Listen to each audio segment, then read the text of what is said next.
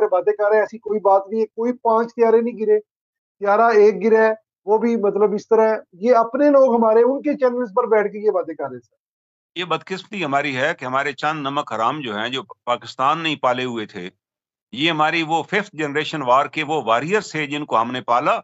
اور آج پالنے کے بعد بجائے کہ وہ پاکستان کی بات کرتے، وہ وہاں بیٹھ کے وہ باتیں کر رہے ہیں جو انڈیا کے لوگ بھی نہیں کر رہے۔ انڈیا کے جتنے لوگ تھے جو اینکر پرسن ان کے تھے، انہوں نے بھی اس بات کو تسلیم کیا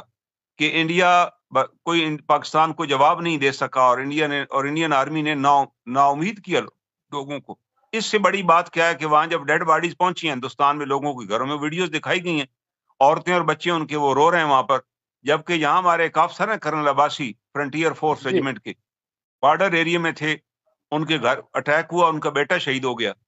وہ باقاعدہ یونیفارم کے ساتھ آئے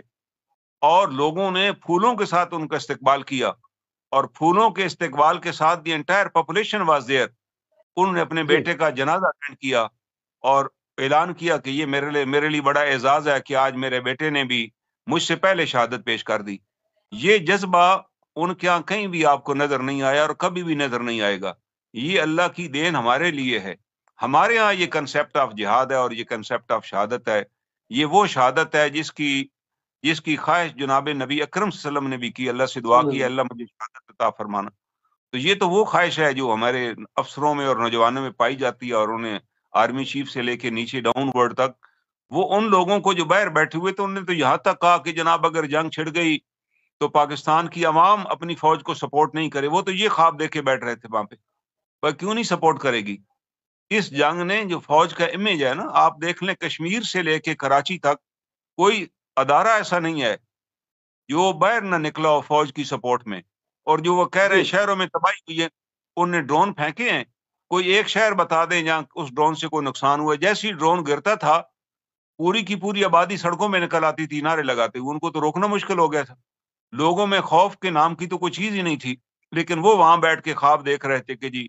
وہ جی لوگ پبلک ساتھ نہیں دے گی۔ او بھائی پبلک تو ساتھ کھڑی ہوئی ہے، پبلک نے تو مثالی اتحاد کا مظاہرہ کیا ہے، اور یہی بنیان مرصوص ہے کہ انہوں نے کہا نہیں جی ہم تو اپنے وطن کے دفاع کے لیے۔ وہ چند لوگ جن کو بڑا صدمہ پہنچا،